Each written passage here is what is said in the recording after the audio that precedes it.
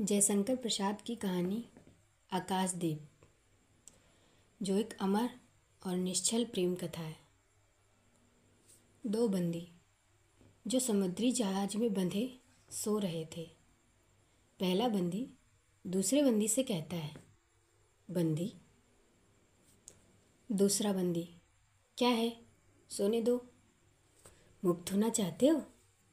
दूसरा बंदी, अभी नहीं, निद्रा खुलने पर चुप रहो। पहला बंदी, फिर अवसर नहीं मिलेगा। दूसरा बंदी, बड़ा शीत है, कहीं से कंबल डालकर कोई शीत से मुक्त करता। पहला बंदी, आंधी की संभावना है, यही एक अवसर है, आज मेरे बंधन शिथिल हैं। दूसरा बंदी, तो क्या तुम भी बंदी हो? पहला बंदी, हाँ, धीरे बोलो, इस नाव पर केवल 10 नाविक और पहरेदार हैं। दूसरा बंदी, शस्त्र मिलेगा? पहला बंदी, मिल जाएगा, पोत से संबंध रज्जू काट सकोगे? दूसरा बंदी, हाँ। समुद्र में हिलोरें उठने लगी, दोनों बंदी आपस में टकराने लगे। पहले बंदी ने अपने को स्वतंत्र करा लिया, दूसरे का बंधन खोलने का प्रयत्न करने लगा। लहरों के धक्के एक दूसरे को स्पर्श से पुलकित कर रहे थे। मुक्ति की आशा, स्नेह का असंभावित आलिंगन, दोनों ही अंधकार में मुक्त हो गए। दूसरे बंदी ने खुश होकर पहले बंदी को गले लगा लिया और अचानक बोला, ये क्या, तुम स्त्री हो? पहला बंदी, क्या स्त्री होना पाप है? अपने को अलग करते हुए स्त्री ने कहा। दूसरा बंदी, शस्त्र कहाँ है? तुम्हारा नाम? चंपा। तारक खचित नील अंबर और समुद्र के अवकाश में पवन उद्यम मचा रहा था। अंधकार से मिलकर पवन भी दुष्ट हो रहा था। समुद्र में आंदोलन था, नौका लहरों में विकल थी। स्त्री सतर्कता से लुढ़कने लगी। एक मतवाले नाविक के शरीर से टकराती हुई सावधानी से उसका कृपाण निकालकर फिर लुढ़कते हुए बंदी के समीप पहुंच गई। सहसा पोत से पथ प्रदर्शक ने चिल्लाकर कहा, आंधी! आपत्ति सूचक तूर्य बजने लगा। जब सावधान होने लगे, बंदी युवक उसी तरह पड़ा रहा। किसी ने रस्सी पकड़ी, कोई पाल खोल रहा था, पर युवक बंदी बुद्धगुप्त लुढ़ककर उस रज्जू के पास पहुंचा जो पोत से संलग्न थी। तारे ढक गए, तरंगे उद्वेलित हुई, समुद्र गरजने लगा। भीषण आंधी पिशाचिनी के समान नाव को अपने हाथों में लेकर कंदुक क्रीड़ा करने लगी। एक झटके के साथ ही नाव स्वतंत्र हुई थी। उस संकट में भी दोनों बंदी खिलखिलाकर हंस पड़े। आंधी के हाहाकार और शोर में कोई ना सुन सका उसे। अनंत जलनिधि में उषा का मधुर आलोक फूट पड़ा। सुनहली किरणों और लहरों की कोमल सृष्टि मुस्कुराने लगी। सागर शांत था। नाविकों ने देखा, पोत का तो पता नहीं, लेकिन बंदी मुक्त हो गए हैं। नायक ने कहा, बुद्धगुप्त, तुमको मुक्त किसने किया? कृपाण दिखाकर बुद्धगुप्त बोला, इसने। नायक ने कहा, तो तुम्हें फिर बंदी बनाऊंगा। बुद्धगुप्त, किसके लिए? पोताध्यक्ष मणिभद्र अतल जल में होगा। नायक, अब इस नौका का स्वामी मैं हूं। तुम? जलदस्यु बुद्धगुप्त, कदापि नहीं। चौंककर नायक ने कहा और अपना कृपाण टटोलने लगा। चंपा ने इसके पहले ही उस पर अधिकार कर लिया था। वह क्रोध से उछल पड़ा। तो तुम द्वंद्व युद्ध के लिए प्रस्तुत हो जाओ। जो विजयी होगा वह स्वामी होगा। इतना कहकर बुधगुप्त ने कृपाण देने का संकेत किया। चंपा ने उसे नायक को कृपाण दे दिया। भीषण घात प्रतिघात आरंभ हुआ। दोनों ही कुशल, दोनों ही त्वरित गति वाले थे। बड़ी निपुणता से बुधगुप्त ने अपना कृपाण दांतों से पकड़कर अपने दोनों हाथ स्वतंत्र कर लिए। चंपा भय और विस्मय से देखने लगी। नाविक प्रसन्न हो गए, परंतु बुधगुप्त ने लाघव से नायक का कृपाण वाला हाथ पकड़ लिया और विकट हुंकार से उसे दूसरा हाथ कटी में डाल दिया और उसे पानी की तरफ ढकेल दिया और उसका हाथ पकड़ लिया।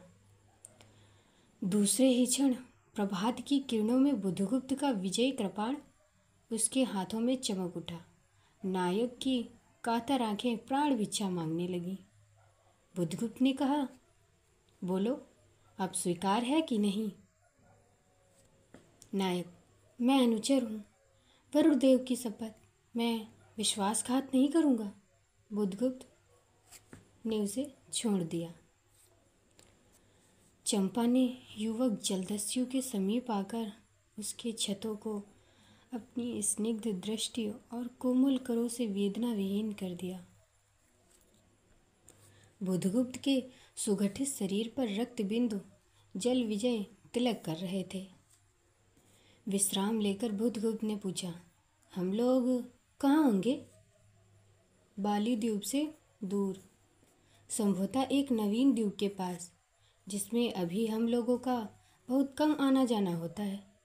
सिंघल के वणिकों का वहाँ प्राधान्य है। कितने दिनों में हम लोग वहाँ पहुँचेंगे? अनुकूल पवन मिलने पर 2 दिन में। तब तक के लिए खाद का अभाव न होगा। अचानक नायक ने नाविकों को डर लगाने की आज्ञा दी और स्वयं पतवार पकड़कर बैठ गया। बुधगुप्त के पूछने पर उसने कहा, यहाँ एक जलमग्न शैलखंड है, सावधान न रहने से नाव टकराने का भय है। अचानक बुधगुप्त चंपा से कहता है, तुम्हें इन लोगों ने बंदी क्यों बनाया था? चंपा, वाड़िक मणिभद्र की पाप वासना ने। बुधगुप्त, तुम्हारा घर कहाँ है? चंपा बोली, जाह्नवी के तट पर। चंपा नगरी की एक क्षत्रिय बालिका हूँ। पिता इसी मणिभद्र के यहाँ प्रहरी का काम करते थे। माता का देहावसान हो जाने पर मैं भी पिता के साथ नाव पर ही रहने लगी। 8 बरस से समुद्र ही मेरा घर है। तुम्हारे आक्रमण के समय मेरे पिता ने ही 7 दस्युओं को मारकर जल समाधि ली। 1 मास हुआ मैं इस नील नभ के नीचे, नील जलनिधि के ऊपर एक भयानक अनंतता में निसहाय हूँ। अनाथ हूँ मैं। मणिभद्र ने मुझसे एक दिन घृणित प्रस्ताव रखा। मैंने उसे गालियाँ सुनाई और उस पर चिल्लाई। उसी दिन से बंदी बना ली गई। चंपा रोष से जल उठी। थोड़ी देर बाद बुधगुप्त बोला, मैं भी ताम्रलिपि का एक क्षत्रिय हूँ चंपा, परंतु दुर्भाग्य से जलदस्यु बनकर जीवन बिताता हूँ। अब तुम क्या करोगी चंपा? मैं अपने अदृष्ट को छोड़कर अनिदृष्ट ही रहने दूंगी। वह जहाँ ले जाएगा। चंपा की आंखें निस्सीम प्रदेश में निरुद्देश थी। किसी आकांक्षा के लाल डोरे न थे। धवल अपांगों में बालकों के सदृश विश्वास था। हत्या व्यवसायी दस्यु भी उसे देखकर कांप गया। उसके मन में एक संभ्रमपूर्ण श्रद्धा यौवन की पहली लहरों को जगाने लगी। समुद्र वृक्ष पर विलंबमयी राग रंजित संध्या थिरकने लगी। चंपा के असंयत कुंतल उसकी पीठ पर बिखरे थे। दुर्दांत दस्यु ने देखा। अपनी महिमा में अलौकिक एक तरुण बालिका वह विस्मय से अपने हृदय को टटोलने लगा। बुद्धगुप्त को एक नई वस्तु का पता चला। वह थी कोमलता। उसी समय नायक ने कहा, हम लोग द्वीप के पास पहुंच गए हैं। बेला से नाव टकराई। चंपा निर्भीकता से कूद पड़ी। मांझी भी उतरे। बुद्धगुप्त ने कहा, जब इस द्वीप का कोई नाम नहीं है तो हम लोग इसे चंपा द्वीप कहेंगे। चंपा हंस पड़ी। 5 बरस बाद शरद के धवल नक्षत्र नील गगन में झलमला रहे थे। चंद्र की उज्जवल विजय पर अंतरिक्ष में शरद लक्ष्मी ने आशीर्वाद के फूलों और खीलों को बिखेर दिया। चंपा के एक उच्च शोध पर बैठी हुई तरुणी चंपा दीपक जला रही थी। बड़े यत्न से अर्भक की मंजूषा में दीप धरकर उसने अपनी सुकुमार उंगलियों से डोरी खींची। वह दीपाधार ऊपर चढ़ने लगा। भोली भोली आंखें उसे ऊपर चढ़ते हर्ष से देख रही थी। डोरी धीरे धीरे खींची गई। चंपा की कामना थी कि उसका आकाशदीप नक्षत्रों से हिल मिल जाए, किंतु वैसा होना असंभव था। उसने आशा भरी आंखें फिरा ली। सामने जलराशि का रजत श्रृंगार था। वरुण बालिकाओं के लिए लहरों से हीरे और नीलम की क्रीड़ा शैल मालाएं बन रही थी, और वे मायावनी छलनाएं अपनी हंसी का कलनाद छोड़कर छिप जाती थी। दूर दूर से धीवरों का वंशी झनकार उनके संगीत सा मुखरित होता था। चंपा ने देखा कि तरल संकुल जलराशि में उसके कंदील का प्रतिबिंब अस्त व्यस्त हो गया। वह अपनी पूर्णता के लिए सैकड़ों चक्कर काटता था। वह अपनी अनमनी होकर उठ पड़ी। किसी के पास देखकर पुकारा, जया। एक श्यामा युवती सामने आकर खड़ी हुई। वह जंगली थी। नील नभोमंडल में से मुख शुद्ध नक्षत्रों की पंक्ति के समान उसके दांत हंसते ही रहते। वह चंपा को रानी कहती, क्योंकि बुद्धगुप्त की आज्ञा थी। महानाविक कब तक आएंगे? बाहर पूछो तो सही। चंपा ने कहा। जया चली गई। दुरागत पवन चंपा के अंचल में विश्राम लेना चाहता था। उसके हृदय में गुदगुदी हो रही थी। आज न जाने क्यों वह बेसुध थी। एक दीर्घकाय दृढ़ पुरुष ने उसकी पीठ पर हाथ रखकर चमत्कृत कर दिया। उसने फिर कहा, बुद्धगुप्त। बुद्धगुप्त बोला, बावली हो क्या? यहाँ बैठी हुई अभी तक दीप जला रही हो। तुम्हें ये काम करना है क्या? चंपा बोली, क्षीर निर्धारित साई अनंत की प्रसन्नता के लिए क्या दासियों से दीप जलवाऊं? बुद्धगुप्त हंस पड़ा। हंसी आती है। तुम किसको दीप जलाकर पथ दिखलाना चाहती हो? उसको जिसको तुमने भगवान मान लिया है। चंपा, हाँ, वह भी कभी भटकते हैं, भूलते हैं, नहीं तो बुद्धगुप्त को इतना ऐश्वर्य क्यों देते? बुद्धगुप्त बोला, तो बुरा क्या हुआ? इस द्वीप की अधीश्वरी चंपा रानी। चंपा बोली, मुझे इस बंदीगृह से मुक्त करो। अब तो बाली, जावा और सुमात्रा का वाणिज्य केवल तुम्हारे ही अधिकार में है महानाविक। परंतु मुझे उन दिनों की स्मृति सुहावनी लगती है जब तुम्हारे पास एक ही नाव थी और चंपा के उपकूल में पर्ण लादकर हम लोग सुखी जीवन बिताते थे। इस जल में अगणित बार हम दोनों तरी आलोकमय प्रभात में तारिकाओं की मधुर ज्योति में थिरकती थी। बुद्धगुप्त, उन विजन अनंत में जब मांझी सो जाते थे, दीपक बुझ जाते थे, हम तुम परिश्रम से थककर पालों में शरीर लपेटकर एक दूसरे का मुंह देखते थे। क्यों? वह नक्षत्रों की मधुर छाया। उफ। बुधगुप्त, तो चंपा, अब उससे भी अच्छे ढंग से हम लोग विचार कर सकते हैं। तुम मेरी प्राणदात्री हो, मेरी सर्वस्व हो।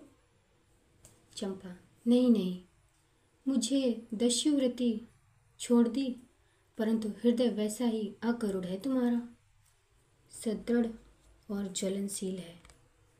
तुम भगवान के नाम पर हंसी उड़ाते हो, मेरे आकाशदीप पर व्यंग कर रहे हो नाविक।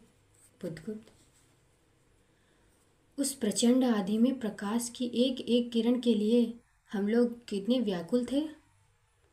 मुझे स्मरण है, जब मैं छोटी थी, मेरे पिता नौकरी पर समुद्र में जाते थे। मेरी माता मिट्टी का दीपक बांस की पिटारी में भगीरथी के तट पर बांस के साथ ऊंचे टांग देती थी। उस समय वह प्रार्थना करती थी, भगवान, मेरे पथभ्रष्ट नाविक को अंधकार से ठीक कर पथ पर ले जाना। और मेरे पिता बरसों जब लौटते तो कहते, साध्वी, तेरी प्रार्थना से भगवान ने संकटों में मेरी रक्षा की है। मेरी माँ गदगद हो जाती। ओह मेरी माँ। ओह नाविक, ये उसी की पुण्य स्मृति है। मेरे पिता, वीर पिता की मृत्यु के निष्ठुर कारण जलदस्यु, हट जाओ। सहसा चंपा का मुख क्रोध से भीषण होकर रंग बदलने लगा। महानाविक ने कभी यह रूप न देखा था। वह ठठाकर हंस पड़ा। ओहो, ये क्या चंपा, तुम बीमार हो जाओगी, अब सो जाओ, कहता हुआ चला गया। चंपा मुट्ठी बांधे उन्मादिनी सी इधर उधर घूमती रही। निर्जन समुद्र के उपकूल में वेला से टकराकर लहरें बिखर जाती थीं। पश्चिम की पथिक थक गया था, उसका मुख पीला पड़ गया। अपनी शांत गंभीर हलचल में जलनिधि विचार में निमग्न था। वह जैसे आकाश प्रकाश की उन्मत्त किरणों से विरक्त था। चंपा और जया धीरे धीरे समुद्र के तट पर आकर खड़ी हो गई। तरंग से उठते हुए पवन के झोंके ने उनके वसन को अस्त व्यस्त कर दिया। जया के संकेत से एक छोटी सी नाव आई। दोनों के उस पर बैठते ही नाविक उतर गया। जया नाव खेने लगी। चंपा मुग्ध सी समुद्र के उदास वातावरण में अपने को मिश्रित कर देना चाहती थी।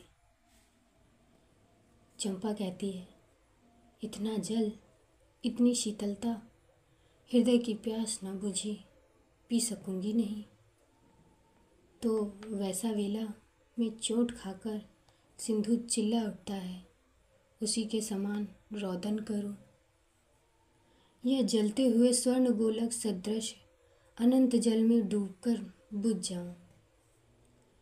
चंपा के देखते देखते पीड़ा और ज्वलन से आरक्त बिंब धीरे धीरे सिंधु में चौथाई आधा फिर संपूर्ण विलीन हो गया। एक दीर्घ निश्वास लेकर चंपा ने मुंह फेर लिया। देखो, जया बोली, देखो तो, महानाविक का बजरा उसके पास है। बुधगुप्त ने झुककर हाथ बढ़ाया। चंपा उसके सहारे बजरे पर चढ़ गई। दोनों पास पास बैठ गए। इतनी छोटी नाव और इधर उधर घूमना ठीक नहीं है चंपा। पास ही वह जलमग्न सैलखंड है, कहीं नाव टकरा जाती या ऊपर चढ़ जाती तो चंपा। चंपा बोली, अच्छा होता बुधगुप्त, जब बंदी होना कठोर प्राचीरों से तो अच्छा है ना।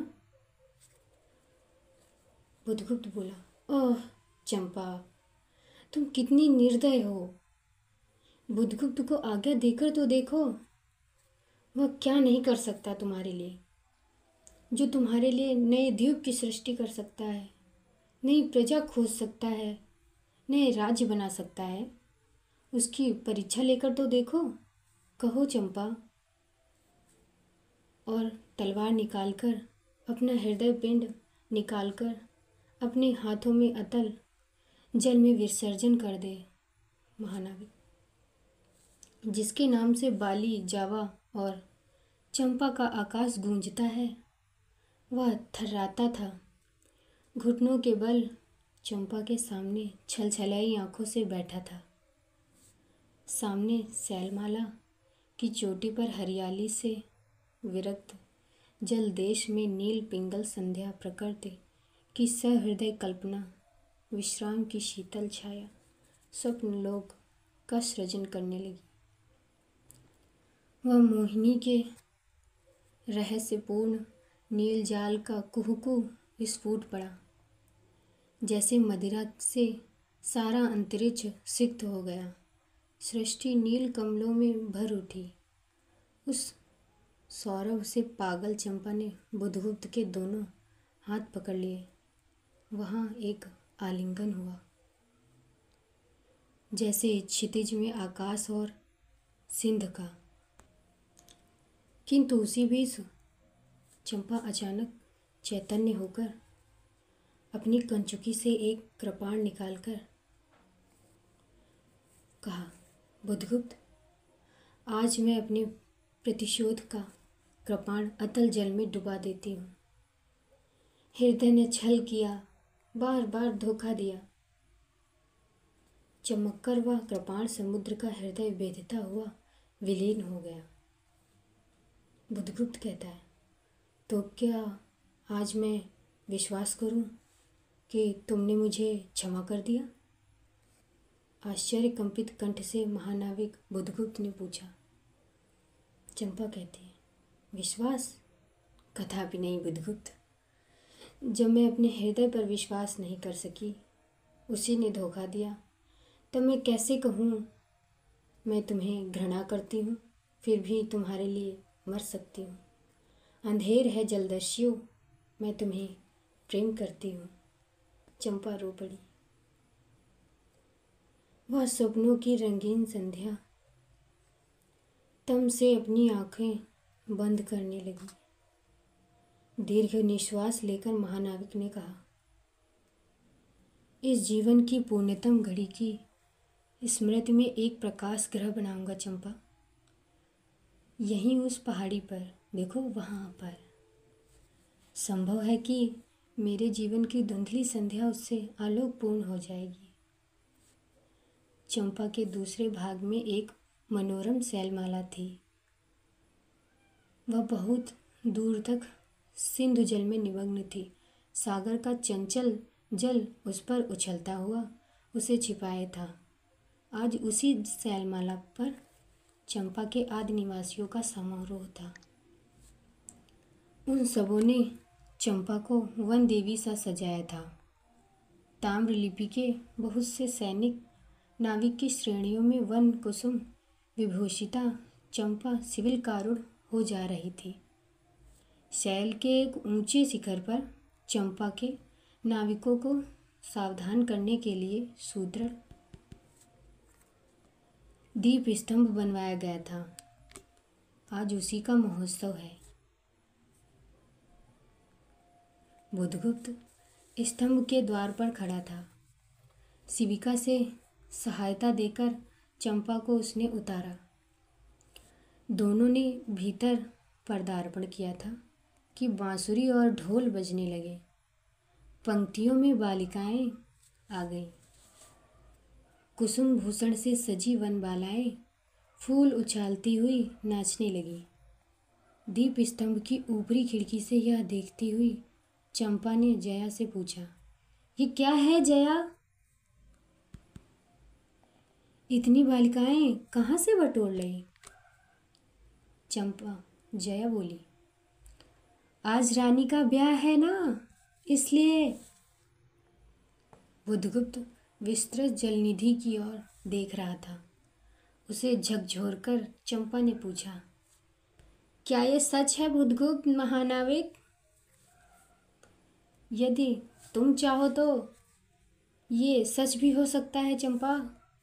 कितने वर्षों से मैं ज्वालामुखी को अपनी छाती में दबाए हूँ। चंपा, चुप रहो महानाविक। क्या मुझे निसहाय और कंगाल जानकर तुमने आज सब प्रतिशोध लेना चाहा? मैं अनुचर बुधगुप्त तुम्हारे पिता का घातक नहीं हूँ चंपा। वह एक दूसरे दस्यु के शस्त्र से मरे थे। मैं निर्दोष हूँ चंपा, मैं निर्दोष हूँ। यदि मैं इसका विश्वास कर सकती बुधगुप्त, वह दिन कितना सुंदर होता, वह क्षण कितना स्मरणीय होता। ओह, तुम इस निष्ठुरता में भी कितने महान होते। तभी जया नीचे चली जाती है।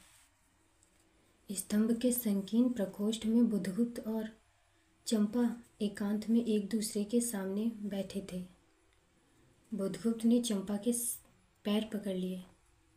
उच्चवचित सांस लेते हुए शब्दों में वह कहने लगा, चंपा, हम लोग जन्मभूमि भारतवर्ष से कितनी दूर इन निरीह प्राणियों में इंद्र और सची के समान पूजित हैं। स्मरण होता है वह दार्शनिकों का देश, वह महिमा की प्रतिमा। मुझे वह स्मृति नित्य आकर्षित करती है, परंतु मैं क्यों नहीं जाता जानती हो? इतना महत्व प्राप्त करने पर भी मैं कंगाल हूँ।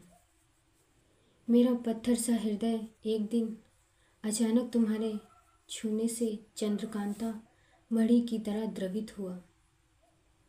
चंपा, मैं ईश्वर को नहीं मानता, मैं पाप को नहीं मानता, मैं दया को नहीं समझ सकता, मैं उस लोक में विश्वास नहीं करता, पर मुझे अपने हृदय के एक दुर्बल अंश पर श्रद्धा हो चली है।